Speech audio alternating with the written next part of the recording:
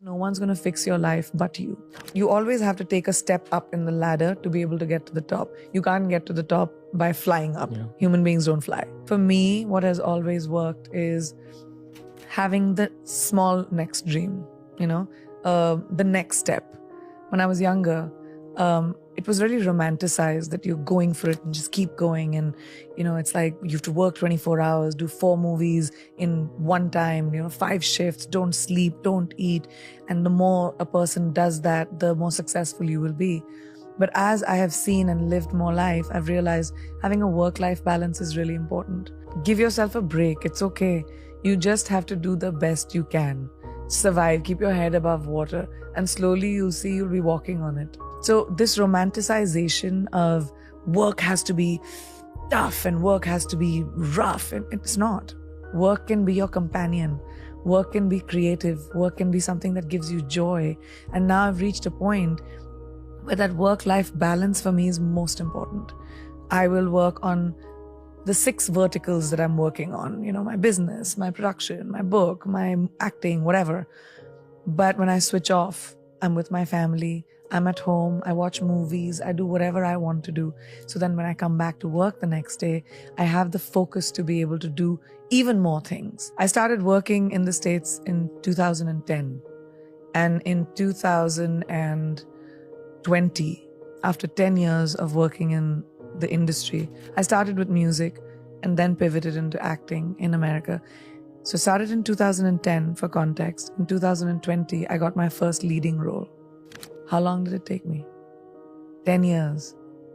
So people don't think about how much hard work, how much consistent knocking on doors, how much humility it takes to go to another country and start from scratch. But it required me to strip every single thing that I knew in India and the laurels that I had achieved in India, the awards that I had won, the movies that I had done, the box office successes that I had seen. It required me to walk into rooms with extreme humility and introduce myself to people, to take my show reel and say, this is the work I have done. I would love to work with you. You have to go, you have to pound the pavement, you have to walk in, you have to be rejected, you have to audition, and you have to work around the culture of a new country. And that was so hard. I had to swallow the humility pill, and I was willing to do that hard work. And then, 10 years later, I finally got my leading role in a movie. The tears that it took when you move to a new country with no friends, no family, working with people that don't know you and don't know what you are able to achieve. When I first started doing Quantico, my co-actors did not understand the hoopla around me. They were like, who is this person? Like, why are you, the lead of that was the first time I got a lead role in a television series. And they just couldn't understand why. And it required me to just, be humble and say, I'm okay. This is a new environment. It's easy to go fishing from your boat, but when you have to go deep sea diving, it's a completely different thing. Yeah. So you have to learn according to your environment. So no, it wasn't easy. It was very hard. It took a lot of sweat, tears, and blood from me to finally be able to reach where I have reached. So when you say, I don't want to pass off the work that it took to get there and the time and the commitment that it took to get there. You have to shut off the noise. There are many people that will want to pull you down, but don't focus on that.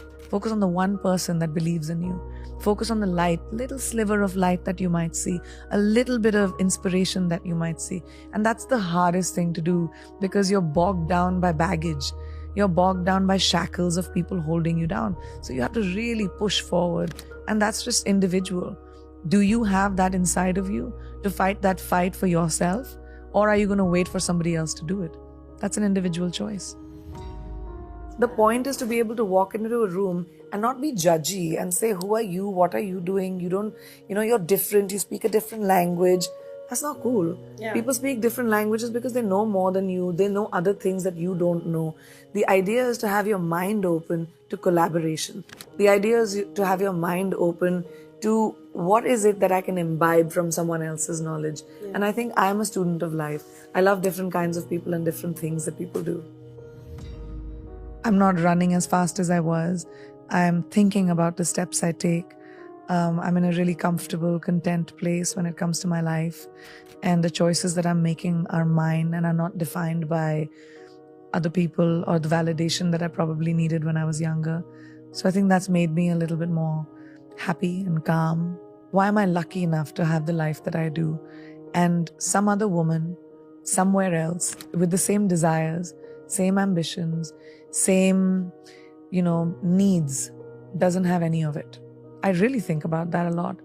It makes me feel like there must be something I did right. I wake up every day with a sense of gratitude, and I wake up every day with wanting to give back, whether that's with the person that is standing right next to me or whether that is a life choice that I might make.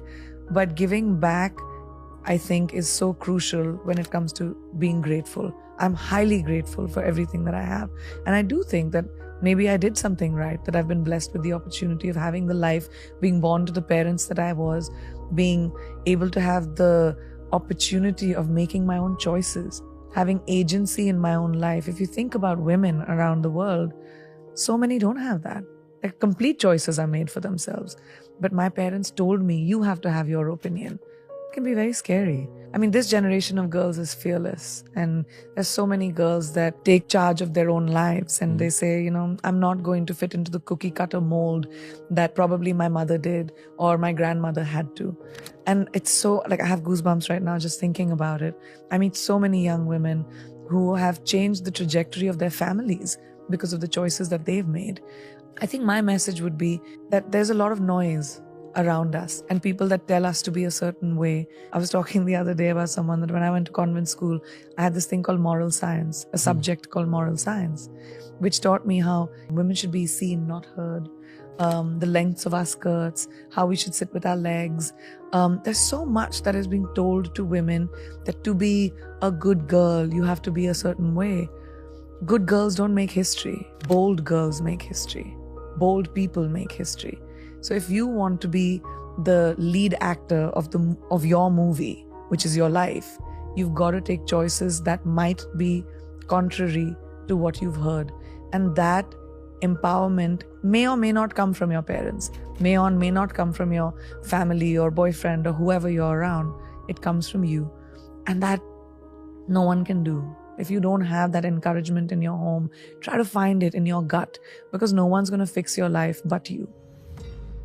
I don't know. I don't think about the future. I'm not someone I plan for the future, but I don't think about how far I can go. I mean, who knows what my future holds for me. But what I can think about is my present. And like I said, I like to imbibe from people that I know. The reason I take new steps is because I see someone else doing something new and I'm like, what can I do that'll make me feel how I feel about this person? It's about that feeling. It's about imbibing from the people around you. And it could be someone you admire on television. It could be someone in your class. It could be someone that you work with. But when you see something that you admire about someone, imbibe it. And I just love the fact that you can have an idea today and monetize it. Why not? You're not just reduced to, I won't say reduced to because I come from a family of doctors and engineers, but at that time in my parents' generation and the generation before that, it was doctor, engineer, lawyer, military, government job. Like those 5 or 6 things that everyone had to aim for. But today, I think my generation of parents are not going to have those boxes for our children, right? You have an idea, let's run with it. Yep. I think that innovation is the only way to evolve. And if you're not evolving, you're stagnant, it's boring, bye, you should go to bed. So I think, but for me, that's a little bit of a struggle for me. I juggle a lot of balls, and sometimes I'm just so tired that I don't pay attention to the next thing as much as I would want to. And I check the box sometimes, and it works, and it's okay, because a lot of us do it. We just go to work and do the bare minimum, and I have to remind myself that the bare minimum is not my standard for myself. It always has to be more than the minimum. And you have to remind yourself to take some time. You just have to take some time to whatever you want to do. Go to bed early, have ice cream, just feed your soul. When you feed your soul as a human being, when you're with your family, your friends, you laugh a little, you bring joy, innovation happens. Creativity comes from a place of feeling good with yourself. And I think the most important thing is to feed who you are, and then it just does. What is my best opportunity at 18, at 25, at 35, at 60? Who is it that you want to be? So age ain't nothing but a number. That's a real fact. We put too much equity on age. It just doesn't matter. What matters is what you do about your life in the moment right now. Keep the people around you that are your champions. And maybe this is also something I realize when I'm older, but I tell young people this all the time. Do not hang around with poisonous people. Do not keep people around you that are toxic, that mess with your brain. Keep people around you that are genuinely happy for you. Only people that are genuinely happy for you. And if that's 2 people, you're a rich person. I think the meaning of life is having purpose. We're born and we'll die. What you do in between that is your legacy. And if your legacy is, walking with sand between your toes and living in a shack and being happy and meditating, sure, it's an individual choice. Success is very subjective. To each person is their own. My success might be completely not attractive to somebody else's success. The equity that we put on, you're the most successful, one of the most successful people on the planet, whatever, great. That's my version of it. But somebody else's version of it could be completely different. But I really believe that what your purpose in life and what you do between birth and death is what counts. So the pursuit of anything else is just futile. The pursuit should be, what am I doing in my life? What do I want to do in my life? Who do I want to be? Who do I want to touch? What do I want to create? Do I want to create? Or maybe I don't want to create. And all of it is fine, as long as you're at peace with the choices you make. So make choices that make you feel peaceful.